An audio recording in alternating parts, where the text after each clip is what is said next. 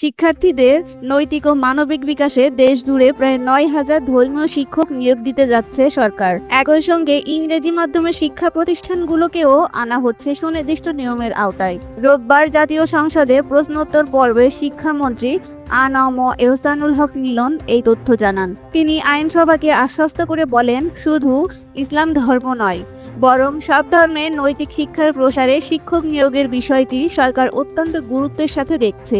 এছাড়া বিদেশি মাধ্যমে শিক্ষা প্রতিষ্ঠানগুলোকে একটি নির্দিষ্ট কাঠামোর আওতায় আনতে বিশেষ কমিটি গঠন করা হয়েছে বলে জানান তিনি। অন্য এক প্রশ্নের জবাবে শিক্ষামন্ত্রী জানান, নতুন সরকারি বিশ্ববিদ্যালয় তৈরির চেয়ে দেশের বর্তমান ৫৭টি প্রতিষ্ঠানের মানোন্নয়নে বেশি জোর দিচ্ছে সরকার। এছাড়া শিক্ষা প্রতিষ্ঠানগুলোর সরকারি মাসিক অনুদান ভুক্তির জন্য দীর্ঘদিনের পুরনো আবেদনগুলো নতুন করে যাচাই বাছাই করা হবে।